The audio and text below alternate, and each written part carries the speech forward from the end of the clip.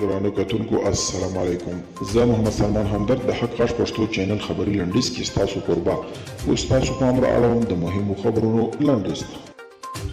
هیلو ټرسمن پاکي موسچې د یوې اعلامیې په خپرولو سره په بغلان ولایت کې د دوی د 10 تنو وژنه او د 14 تنو ټپي کېدل منلي دي او دا پیښې په کلکو ټکو غندلې ده. اعلامیه زیاتوي چې د دوی کارکوونکي د چاودېدونکو توکو په پاکولو لپاره کار کوي او دا اداره یو بشري بنسټ دی چې د انسانانو د خوندیتوب لپاره کار کوي. د راپورونو له مخې د افغان سولې لپاره د ملګرو ملتونو ځانګړي استازي ډاکټر زلمي خلیلزاد ایران ته سفر کړی دی او دغه هیواد د بهرنیو چارو وزیر جواد ظریفي او نورو لوړ چارواکو سره کتلي دي. د ولسي جرګې غړي په هیواد کې د روانې ناامنۍ په اړه د حکومت پر پروايي نیوکه کوي.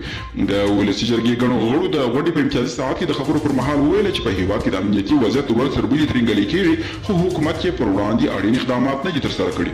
د امریکا دفاع وزارت بیان جان کربي په خپلو تازه څرګندونو کې ویلي دي دوی دې پایلې ته رسېدلي چې افغان هوایي ځواک د امریکا مرستو ته اړتیا لري. له همدې امله د مرکزي قومندانۍ لوړ ټولو چارواکو پر دې فکر کوي چې څنګه وکړای شي دغه هیواد د هوایي ځواک په پیاوړتیا او ساتنه کې خپل همکاري جاري وساتي.